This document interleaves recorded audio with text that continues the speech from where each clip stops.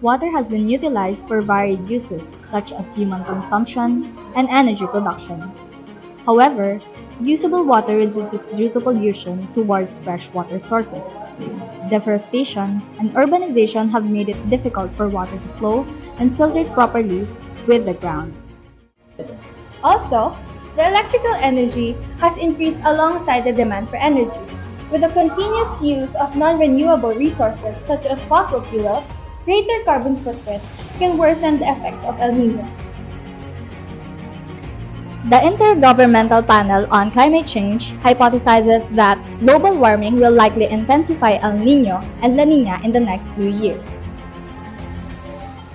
As such, El Nino becomes more problematic due to lack of clean water sources for urban and agricultural consumption that is felt here in the Philippines.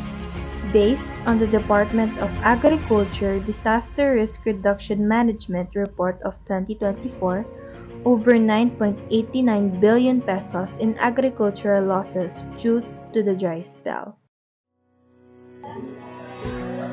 To address water and energy problems, we as researchers proposed Alulod to utilize the rainwater from the roof to generate electricity through a turbine generator, as well as filter the water. The water is then preserved in a container. This system can be applied both rural and urban communities, which generates electricity in the rainy season while it preserves clean water that can be used later on for household and agricultural consumption during the El Nino season. Alulod creates a sustainable, affordable, and scalable water energy generation from the precipitation.